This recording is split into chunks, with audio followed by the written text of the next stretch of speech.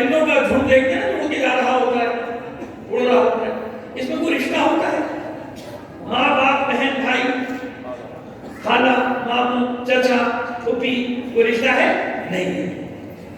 جانوروں میں رشتہ کب تک ہوتا ہے؟ جب تک مادہ اپنے بچوں کو اڑنے کے قابل نہ بنا دے، دوڑنے کے قابل نہ بنا دے، چلنے کے قابل نہ بنا دے۔ جہاں اس کا بچہ چلنے دوڑنے کے قابل ہوا یا اڑنے کے قابل ہوا، رشتہ ختم۔ ابھی جو غور کے غور اڑ رہا ہے، کبوتروں کا اڑاؤ، چڑیوں کا اڑاؤ، پرندوں جو بھی اڑ رہا ہے، اس میں کوئی رشتہ نہ بہن بھائی کا رشتہ ہے، نہ ماں باپ کا رشتہ، کوئی رشتہ نہیں۔ جانور پر جانور اور انسان میں فرق یہی رکھا کہ ہمیشہ یاد رکھیں جانور وہ ہے جن میں رشتوں کا کوئی احترام وہ جانتے نہیں، انسان وہ ہے جہاں ہم نے پہچان رکھی رشتوں کے ذریعے سے، یا رشتوں کے ذریعے سے ہم نے پہچان بنا کے پہچان سے الگ الگ کیا، خاندان بنائے، قبیلے بنائے۔ اب وہاں نسل تو ضرور ہوگی، یہ نسل فلاں نسل فلاں نسل فلاں نسل جانوروں میں، لیکن رشتہ نہیں ہوگا۔ کیوں نہیں ہوگا؟ کیونکہ یہی فرق رکھا پروردگار عالم نے انسانوں میں اور جتنے بھی حیوانات ہیں ان میں، حیوانوں میں انسانوں میں، یہ کپڑا کھانے کے نہیں ہے، بس اس طرح سے، بس تاکہ ایک دوسرے کو پہچانو، جان سکو اور تقویٰ کے قریب ہوتے چلے جاؤ۔ اچھا، یہ عام انسان کی خلقت کا یہ قاعدہ ہے، جو بھی انسان خلق ہوگا ایسے ہی خلق ہوگا، ایسے ہی ہے نا۔ لیکن بعض کی خلقت پروردگار عالم نے بالکل الگ خود قرآن میں بیان کیا، قرآن مجید میں بیان کیا کہ ہم نے کہتے تھے جناب عیسیٰ علیہ السلام کی خلقت جو بالکل الگ ہے کہ نہیں ہے، بغیر باپ کی دنیا میں۔ کیوں؟ یہ ان اللہ علی کل شیء قدیر کا جواب ہے کہ کیسا قدیر ہے؟ پیدا تو میں ایسے کروں گا، قاعدہ یہ ہے، لیکن یہ قاعدہ تمہارے لیے ہے، اللہ کے لیے نہیں ہے۔ اللہ جیسے چاہے گا ویسے لے کر آئے گا۔ دیکھیے کسی منزل تک لے جانا چاہ رہا ہوں کیونکہ 2 دن ہوئے 13 رجب گزرے نا، اور میں نے عرض کر دیا کہ محدود وقت اس وقت میں ایک پیغام آپ کو لے کے جانا چاہتے ہیں۔ سمجھ میں آ گیا؟ اللہ کے لیے قاعدہ نہیں، اللہ جیسے چاہے گا خلق کر دے گا۔ اللہ جناب عیسیٰ کو اتنی طاقت دے دے گا کہ وہ مٹی سے ایک پرندہ بنائیں گے، اپنے ہاتھ سے پتلا بنائیں گے، اس پر پھونک ماریں گے، جان پڑ جائے گی، اڑ جائے گا۔ اب دیکھنے والوں نے یہ دیکھا کہ عیسیٰ نے اس میں روح ڈالی، لیکن جن لوگوں نے عیسیٰ کو بے جان میں روح ڈالتے دیکھا وہ آج بھی عیسیٰ کو اللہ کا سمجھتے ہیں۔ کس کا درجہ دیتے ہیں؟ اللہ کا، یعنی جناب مریم کو، جناب عیسیٰ علیہ السلام کو اور اللہ کو، یہ کہتے ہیں تسلیس میں ہے اللہ، اللہ کا جو دیکھا نا، بیمار کو شفا دیتے ہوئے دیکھا، مردے کو زندہ کرتے دیکھا، ٹھوکر مارتے تھے جناب عیسیٰ، قم بإذن اللہ، کھڑا ہو جا۔ حالانکہ لوگ سنتے تھے کہ کہہ رہے اللہ کے حکم سے کھڑا ہو جا، لیکن پھر بھی لوگ کہتے تھے کہ نہیں، عیسیٰ میں یہ طاقت ہے کہ عیسیٰ مردے کو زندہ کر سکتا ہے۔ قرآن نے یہ ساری مثالیں دے کر بتایا کہ یہ چند کمالات ہیں جو عیسیٰ کے پاس ہیں، 2-4 کمال موسیٰ کے پاس، 4-5 کمال جناب نوح کے پاس، 1,24,000 انبیاء کے کمالات ملا کے کتنے بنیں گے؟ 5 لاکھ، 10 لاکھ، 20 لاکھ، کتنے کمالات؟ کہا کہ نہیں، ان سارے کمالات کے مجموعے کا نام ہے محمد عربی۔ نہیں، ابھی نہیں سمجھا جو میں کہنا چاہ رہا ہوں۔ یہ تو دنیا کہتی ہے کہ جتنے کمالات انبیاء میں ہیں وہ سب کے سب ہم نے جمع کیے محمد عربی کی ذات میں۔ حقیقت یہ نہیں، حقیقت یہ ہے کہ محمد عربی کے کمالات میں سے کچھ کو بانٹا تو 1,24,000 کو ملا۔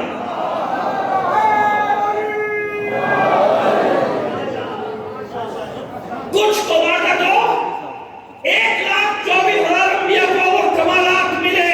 کیوں؟ اس لیے کیا طالما خلق اللہ نوری، سب سے پہلے اللہ نے میرے نور کو خلق کیا۔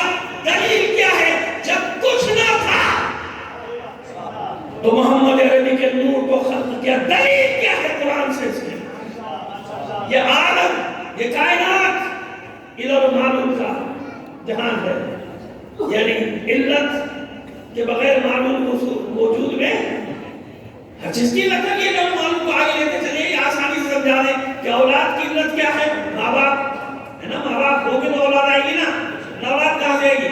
آئیے، اب یہ ہے کیا؟ ایک لقب دیا پروردگار عالم نے اپنے حبیب کو، وَمَا أَرْسَلْنَاكَ إِلَّا رَحْمَةً لِّلْعَالَمِينَ۔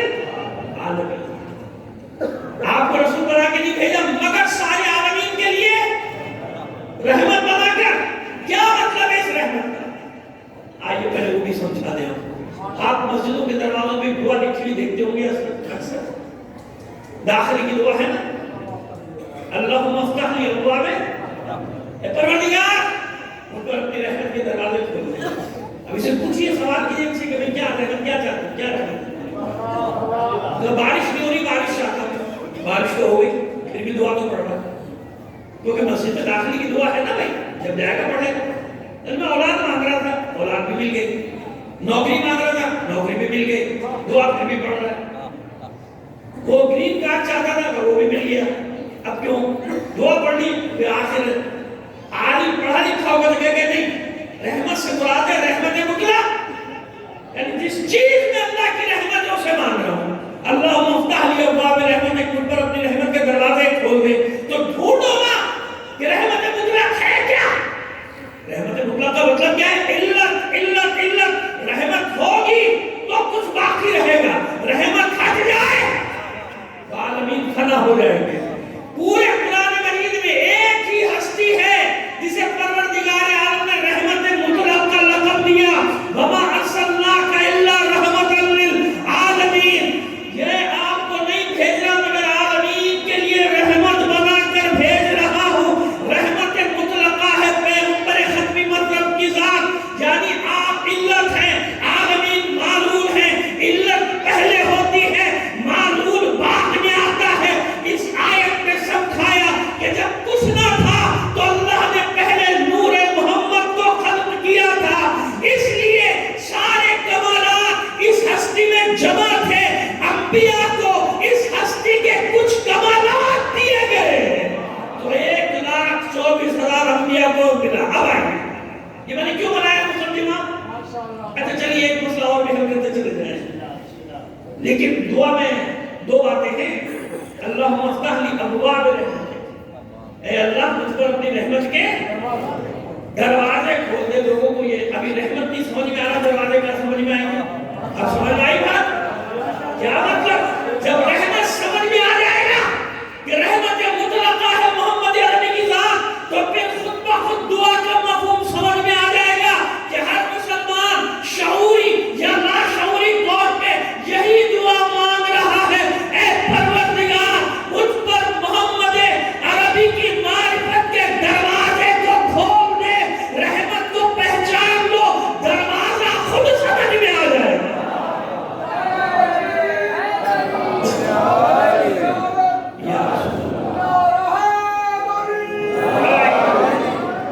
آئیے مسئلہ حل ہوا. آئیے اصل بات جو بتانے جا رہا ہے یہ طے ہو گیا کہ وجہ بقائے عالمین کس کی ذات ہے؟ حضور کی. وجہ بقائے عالمین کس کی ذات ہے؟ حضور کی. یہ طے ہو گیا. وہاں بھی یہاں بھی ہمارا وجہ بقائے علت ہے. عالمین معلوم ہے، علت پہلے ہوتی ہے، معلوم بعد میں ہوتا ہے. اسی لیے تبارک الذی نزل الفرقان علی عبدہ لیکون للعالمین نذیرا.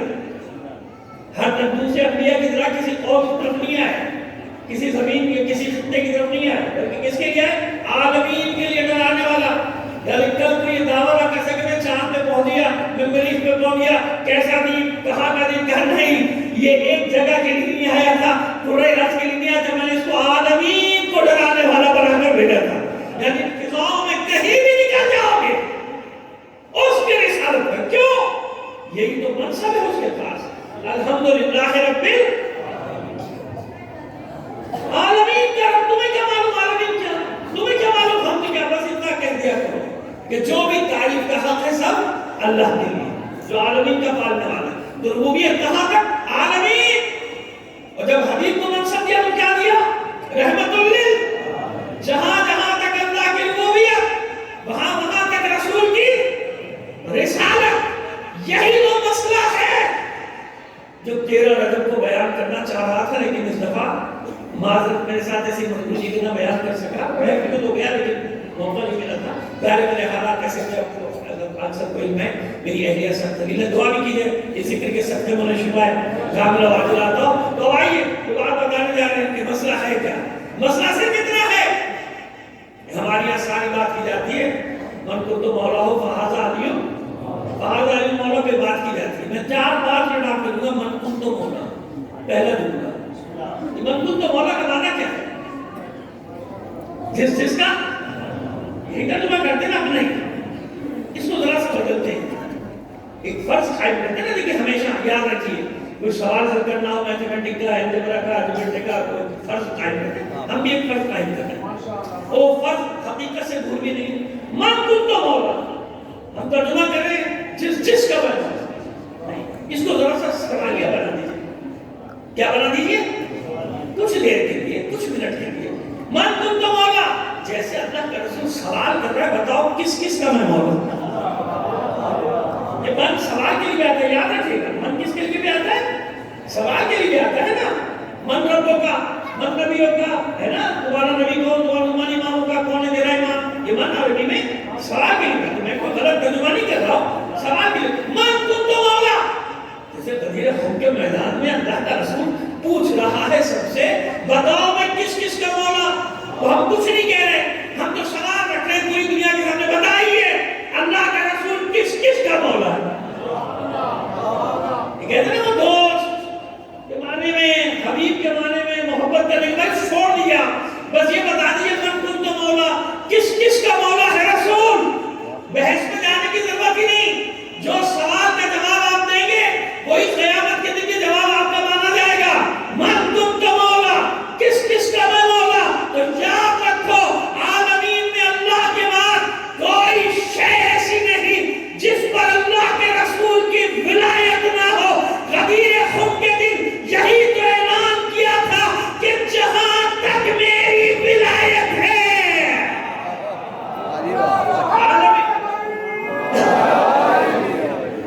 ایک سوال دے دیجیے محمد علی محمد کا. جہاں جہاں تک، وہاں تک اس علی کی ولایت. کیوں آئی؟ ایک مسئلہ اور حل کرتے چلے جائے آپ 13 رجب کے حوالے سے. دیکھیے جناب موسیٰ علیہ السلام سے حکم ہوا کہ جائیے کہ اذهب الى فرعون انه طغى، اتنے سرکشی کی جائیے اس کی طرف، ہدایت کیجیے. اور لیکن پہلے ذرا نرمی سے بات کیجیے گا. طریقہ یہ آپ کو جانتا ہے کہ لیکن پھر بھی تبلیغ کا طریقہ ہے کہ پہلے ذرا نرمی سے، پیار سے. جب وہ جنگ میں اتر آئے پھر آپ جواب دیجیے گا. آپ جائیں جانے سے پہلے دعائیں مانگی. ہمیں اس کا دعائیں تفصیل سے پڑھتے رہتے ہیں، ہم بھی آپ بھی سنتے رہتے ہیں، لیکن جلدی سے پڑھ کے گزر جاتے ہیں. رب اشرح لی صدری ویسر لی امری واحلل عقدۃ من لسانی یفقهوا قولی واجعل لی وزیرا من اہلی ہارون اخی. بس اس پہ بات. یہ دعائیں مانگی، اس میں ایک دعا یہ کہ باری الہ مجھے ایک مددگار دیجیے. واجعل لی وزیرا من اہلی، وزیر کہتے ہیں ولا تذر وازرۃ وزر بوجھ اٹھانے والا. جیسے ہمارے ماشاءاللہ وزیر اپنے حکمرانوں کے گناہوں کے سارا بوجھ اٹھاتے ہیں نا. صبح سے شام تک چینل میں بیٹھ کے جھوٹ جھوٹ جھوٹ جھوٹ. صبح 9 بجے سے لائیو جھوٹ بولنے کلاسیں شروع ہوتی ہیں اور رات تک چلتی رہتی ہیں. پھر دوسرے دن کی تیاری کرتے ہیں کہ کل کیا کیا جھوٹ بولنا ہے. اسے کہتے ہیں ہم اپنی زبان میں وزیر، بوجھ اٹھانے والا. یہی ہے، یہ ہماری معنی ہے. اصلی معنی یہ نہیں ہے.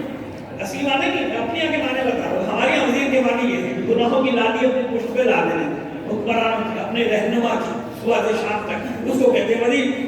یہاں لیکن اصل معنی کیا ہے؟ واجعل لی وزیرا، پروردگار میرا ایک پشتی بار، بوجھ اٹھانے والا، مددگار مجھے دے دے. اتنی آپ سبحان اللہ کہتے ہیں. اگر ان لوگوں نے سن لیا لڑ جائیں گے. اللہ کے سوا کو مانگی کسی سے مدد ہے بھائی. اچھا اس میں کوئی اعتراض نہیں کرتا بھائی. اللہ بھیج رہا ہے، اللہ رسول بنا رہا ہے. وہ جناب موسیٰ فرما رہے ہیں ایک مددگار دے دے، ایک وزیر دے دے. بھائی یہاں تو رسالت ہی ختم ہو جانی چاہیے. جناب موسیٰ کی مولا کہ میں بہن رہا ہوں، مانگ رہے ہوں کسی اور سے، اپنے بھائی کو مانگ رہا ہوں. کہا نا من اہلی وزیرا من اہلی، میرے خاندان سے ہو. ہارون اخی، نام بھی بتا دیا میرا بھائی ہارون.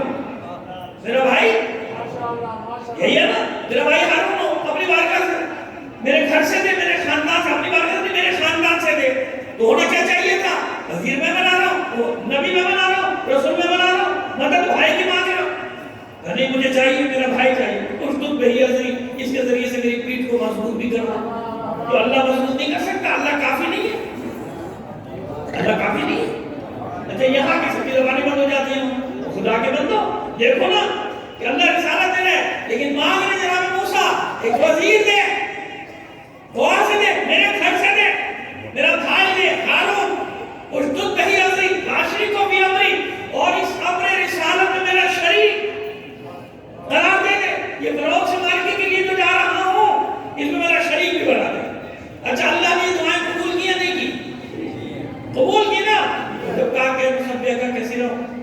ونصرک کثیرا قال قد اوتیت سؤلک یا موسیٰ. جائیے موسیٰ جو آپ نے چاہا میں نے دے دیا. ایک بات سمجھ میں آئی کہ ہے اللہ ہی کی مدد لیکن کسی شکل و صورت میں آتی ہے.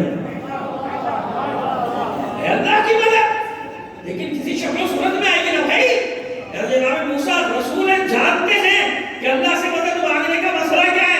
اللہ سے مدد مانگنے کا مسئلہ یہ ہے کہ کسی کا نام تو لو, کس کی مدد چاہیے, کون چاہیے. بس ایک فرق یاد رکھیے گا, ہمیشہ فرق یاد رکھیے گا. موسیٰ نے کہا میرے گھر سے دے, میرے خاندان سے دے, میرا بھائی ہو ہارون ہو, ساری نشانیاں بتائیں. اللہ نے دیا کہ نہیں دیا؟ دے دیا نا. بس یہی فرق ہے موسیٰ میں اور محمد عربی میں. جب محمد عربی نے مانگا تو نہ اپنے گھر سے مانگا, نہ خاندان سے مانگا, نہ بھائی کو مانگا, نہ نام پکارا, بس یہ دعا کی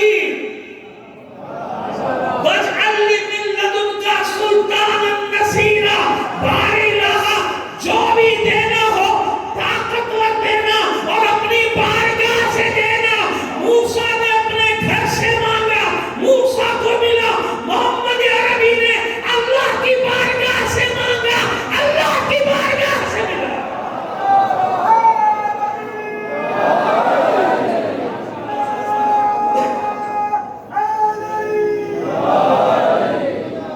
بس سمیٹ دیں گے.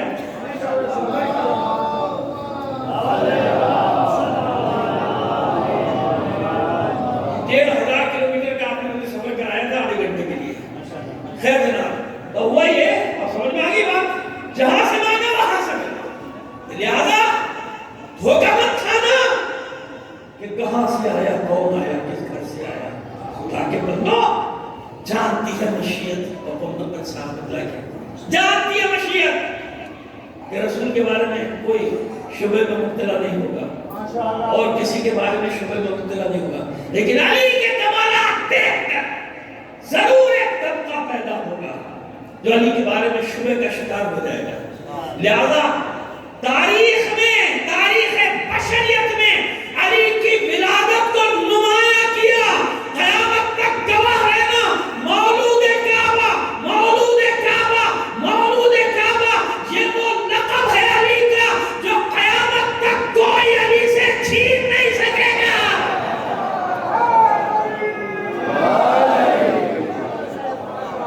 اگر ادھر ادھر جاؤ گے پھٹک جاؤ گے. خبردار ادھر ادھر نہ جانا. علی وہی علی جس کو اپنے بابا کے بغیر اپنا پورا نام پسند ہی نہیں. جب علی نے کہیں بھی اپنا نام لیا کیا لیا, علی ابن, تاکہ غلط فہمیاں دور کر لو. میں ابو طالب کا بیٹا بیٹا بیٹا, انا علی ابن ابی طالب. اس لیے شگاف کعبہ ہوا. آپ سمجھتے ہیں کہ مولا کائنات کا کمال ہے. نہیں, یہ تو چھوٹی سی بات ہے معذرت کے ساتھ, بہت بڑی صحیح, لیکن یہ کس کا کمال ہے. آپ نے دعا نہیں سنی فاطمہ بنت اسد کی. یہ تو فاطمہ بنت اسد نے دعا مانگی تھی کہ باری رہا تو جانتا ہے کہ کون سا بچہ میرے رحم مبارک میں پرورش پا رہا ہے, اس کی ولادت کو مجھ پر آسان کر دے. یہ تھی دعا, اس کی ولادت کو مجھ پر آسان کر دے. یہ تھی اس کی دعا. کس کی دعا تھی جناب فاطمہ بنت اسد کی. یاد ہے یہ فاطمہ بنت اسد کی عظمت تھی کہ جب دعا مانگی تو شگاف پیدا ہو گیا تھا کعبے میں. علی علی ہے, علی علی ہے. یہ کس کے لیے ہوا ہے؟ یہ فاطمہ بنت اسد کے لیے ہوا. آپ داخل ہو جائیں, آپ کے لیے نیا دروازہ بنے گا, پرانا دروازہ نہیں بلکہ نئے دروازے سے آپ کو جانا پڑے گا. سمجھ میں آئی ہماری بات؟ دھوکے میں نہیں جانا, ادھر ادھر نہ جانا. علی علی علی علی ابن ابی. ایک نام اور ہے آپ کا جو آپ نے کبھی بھی نہیں لیا سوائے ایک موقع کے. وہ نام کیا ہے؟ حیدر. اسی پہ بات کو ختم کرتے ہیں. ایسے ہی ہے. کیا وجہ ہے؟ ہر جنگ میں علی نے اپنا تعارف کیسے کرا ہے؟ انا علی ابن ابی, ابو طالب کا بیٹا علی, میں ابو طالب کا بیٹا علی, میں ابو طالب کا بیٹا علی. لیکن ایک جگہ اچھا یہ حیدر نام کیا ہے؟ علی نام رکھ دیا گیا تھا نا، ماں نے کہا ایک نام میں رکھوں گا. کیوں بھئی آ گیا نا نام. ذرا گرو تعلیم نے ٹوکا ہوتا نہیں ٹوکا، حضور نے ٹوکا ہوتا نہیں ٹوکا، ماں ہے حق ہے رکھ دیجیے. آپ نے ایک نام، آپ نے ایک نام رکھ دیا حیدر. ماں نے کیا نام رکھ دیا؟ حیدر. علی نے کبھی اپنا یہ نام نہیں لیا، ہمیشہ علی ابن ابی طالب، علی ابن ابی طالب. خیبر میں ایک بچہ پیدا ہوا تھا، ذرا سا لڑکپن میں آیا، اتنا دلیر بہادر تھا، بڑا پہلوان تھا کہ جو مقابلے میں آتا تھا اس کی ہڈیاں توڑ دیتا تھا. ماں نے اسے کہا دیکھ تجھے کوئی پچھاڑ نہیں سکتا سارے تو سب پر حاوی آئے گا، میدان میں جس کے مقابلے پر جائے گا سب پر حاوی. بس ایک آدمی سے نہ رہا. اس کی نشانیاں تجھے بتا رہا تو مرحب کھانا.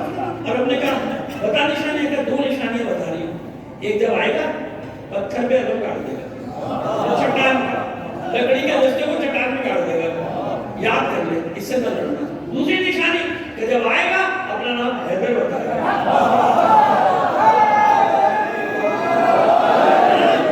نام یہ نہیں کہا کہ اس کا نام حیدر ہوگا، یہ تھوڑی کہا، یہ نہیں کہا نام حیدر ہوگا، کہا نام بتائے گا، حیدر بتائے گا. اس نے ذہن میں بٹھا لی. ہر میدان میں کون جاتا تھا وہاں بھی یہی ہوا تھا. خیبر روز آتے تھے، عزت سے چلے جاتے تھے. میں تو بڑی احترام سے بات کرتا ہوں بھائی، تاریخ میں تو پتہ نہیں کیا کیا لکھا ہے، ایسے لکھا کے لیے میں نہیں، میں ہمیشہ احترام کا قائل ہوں، احترام سے بات کرتا ہوں. تو بڑی عزت سے آتے تھے، عزت سے واپس چلے جاتے تھے. 39 دن تک ایسا ہوتا رہا. اور یہ جو ہوتا ہی تھا کہ جب یہ اپنی کھڑکی کھول کے، دروازے کی کھڑکی کھول کے منہ بھیانک سا نکالتا تھا، کہتا تھا کون؟ آنے والے کہتے تھے کوئی نہیں بھائی چلو. ایسے ہی ہوتا ہوگا، ہمیں کیا پتا ایسا ہوتا ہوگا. خیر جناب وہ 40ویں دن للکار کی آواز سنی تو کچھ چونکا کیا آواز کچھ اور ہے. اب وہ کھڑکی کھولی، لرز گیا، پہلی نشانی سامنے آ گئی. آنے والا اپنے دلدل سے اترا ہے اور اس نے وہ جو علم ہاتھ میں اس کے لکڑی کے رستے کو پتھر میں گاڑ دیا.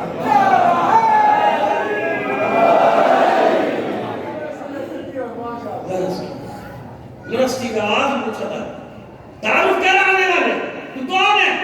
اب سمجھ میں آئی بات. یہی تو بتا رہے علی کہ تیری ماں کے پاس اتنا علم تھا کہ اس نے تجھے بتایا تو سن، میری ماں دوسری ماں سے بڑی عالمہ تھی. آخری کے دن کے لیے میری ماں چاہتی تھی کہ ایک دن علی کو اس نام کی ضرورت پڑی تھی. تو سن، سمی تو امی ہے رہا، میں کوئی ہوں جس کی ماں نے اس کا نام حیدر رکھا تھا.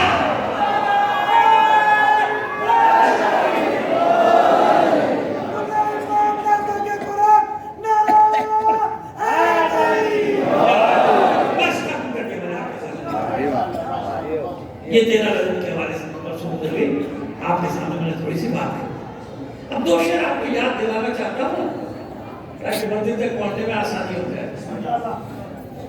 ایک اشارہ جو تیرا زینب مستر ہو جائے، ایک اشارہ جو تیرا زینب مستر ہو جائے، آسماں خود ہی سمٹ کر تیری چادر ہو جائے.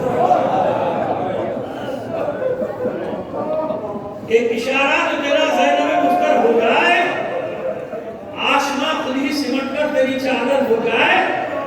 منتظر کب سے مشیت ہے کہ پیاسی زینب، منتظر کب سے مشیت ہے کہ پیاسی زینب کہہ دے پانی تو زمین پھر سے سمندر ہو جائے. یہ ہے زینب. شریکت الحسین، شریکت الحسین. صرف نانا نے اپنے نواسے حسین کو تھوڑی وصیتیں کی نہیں، ماں نے اپنی بچی کو بھی کچھ وصیتیں کی. آخر وقت میری بچی جہاں جہاں تیرا بھائی جائے اس کے ساتھ ساتھ چلی جائے. میں نے یہ روایت آپ کو بہت سنی ہوئی، میں بھی دیکھتا رہا اور سوچتا رہا کہ کسی گھر میں خدا نہ کرے ایک موت ہو جائے کہ جائے کہ 2 4 5 10 کہاں ہوش ہوتا ہے؟ گھر والوں کو چھوڑیے، پڑوسیوں کو بھی کوئی ہوش نہیں ہوتا. خدا نہ کرے اگر کوئی سامنا ہو جائے، نماز کا وقت آیا، گزر گیا، یہ ہو گیا وہ ہو گیا، کہاں بھائی مصیبت میں بیٹھا ہوا ہے، وہ اپنے ہوش میں نہیں ہے، پچھاڑے کھا رہا ہے. اگر ایک سے زیادہ بات ہو جائے کہ خدا نہ کرے کسی محلے میں ہو جائے، کیا ہوتا ہے؟ کام کیا ہے ایسی. میں حیران ہو رہا تھا کہ 72 جنازے زینب کے گھر میں آئے.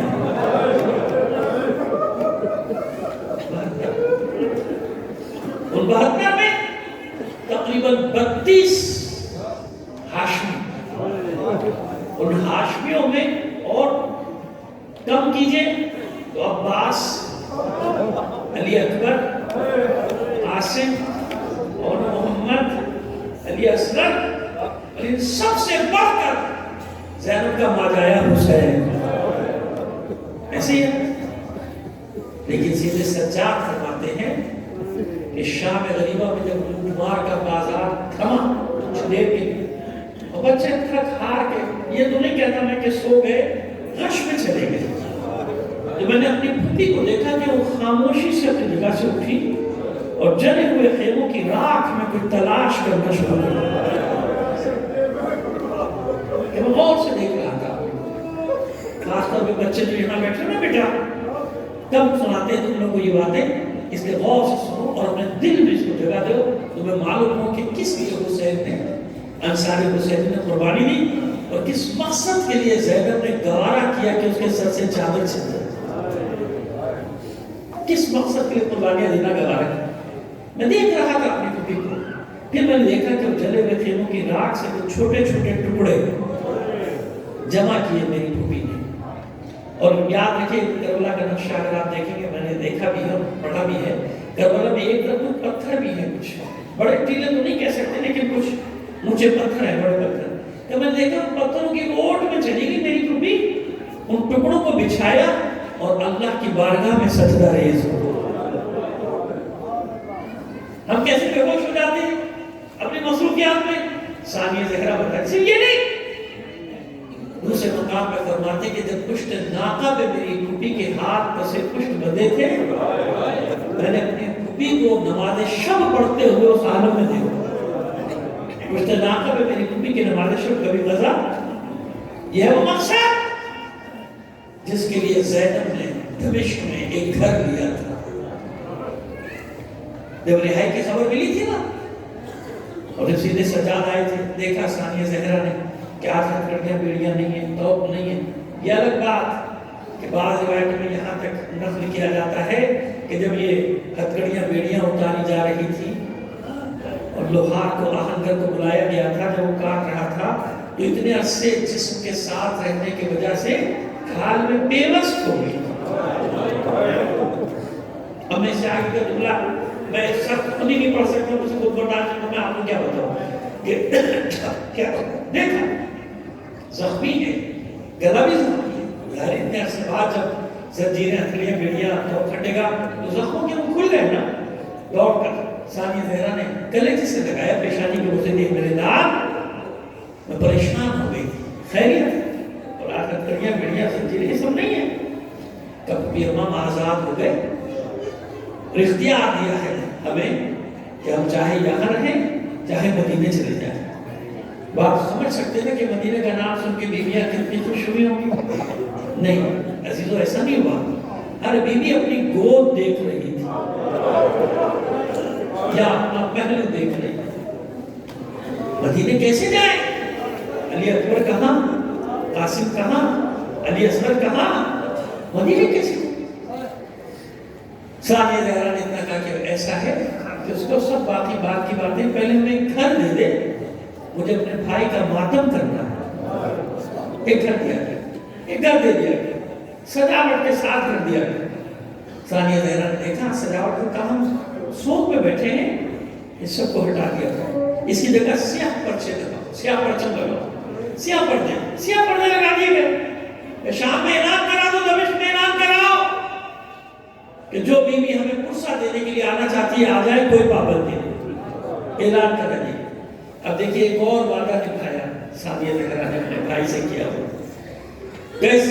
گھر میں سیاہ پرچم لگاؤ، تاکہ آنے والوں کو اندازہ ہو جائے کہ پرسہ دینے کس گھر میں جانا ہے. سمجھ میں آئی بات؟ اس کے بھائی عباس کا پرچم جو کربلا میں گر گیا تھا، خاک آلودہ ہو گیا تھا، عباس کے خون رنگین ہو گیا تھا، یہ زینب وہ وعدہ پورا کر رہی ہے کہ اب قیامت تک کے لیے ہر عزا خانے کی پہچان میرے بھائی عباس کا علم ہوگا. علم نصب کر دیے تھے، بیویاں آنا شروع ہوئی. ثانیہ زہرا نے فرمایا، وہ روایت جو میں مقتل کی پڑھ رہا ہوں اس کے مطابق کہ ہمارا لوٹا ہوا سامان بھی واپس کیا جائے. ہمارے شہداء کے سر یاد رکھیے گا، شہداء کے سر کے بارے میں 3-4 روایات ہیں کہ کہاں کہاں ان کو دفن کیا گیا. میں وہ روایت پڑھ رہا ہوں جس میں واپس دیے گئے تھے اور واپس لا کے کربلا میں دفنائے گئے تھے. سر شہداء واپس دیے گئے. اب سنیے، بیویاں آ رہی ہیں، ایک سر کے قریب جاتی ہیں، اس کی وارث جو بھی خاتون ہے اس کو پرسہ دیتی ہے، آگے بڑھتی. ایک سر کے پاس گئی، پوچھا بی بی یہ تیرا کون تھا؟ تیرا ام کلثوم نے عباس کے سر کو کلیجے سے لگا کہ کہا میرا بھائی عباس. جب کربلا میں میرے پاس کچھ نہ تھا، میری طرف سے قربان ہو گیا. پرسہ دیا ام کلثوم کو عباس کا. آگے بڑھی، دیکھیں ایک اور بی بی ایک کڑیل جوان کا سر لیے بیٹھی. آگے بڑھ کر کہا بی بی یہ محلقہ تیرا کون تھا؟ یہ کون تھا اتنا حسین؟ کہا شبیہ پیغمبر میرا علی اکبر تو میری طرف سے اپنے بابا پہ قربان ہوا. جناب ام لیلہ کو پرسہ دیا علی اکبر کا. آگے بڑھی، ایک اور بی بی کہتے ہیں کہ کوئی شکستہ سا سر تھا، اسی لیے بیٹھے. پوچھا بی بی یہ حسین نوجوان کون تھا تیرا، کیا رشتہ تھا؟ کہ میرا معروف قاسم جب وہ دکھیاری کے پاس کربلا میں کچھ نہ تھا میری طرف سے قربان ہو گیا. جناب میں قربان کو پرسہ دیا.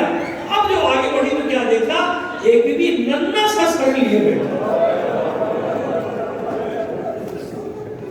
حیران ہو گئے شامی ہو گئے، ارے اتنا سا بچہ یہ شیر خان یہ تلوار میں نہیں اٹھا سکتا، آخر اس کا سر کم سے کیوں دلا جائے گا؟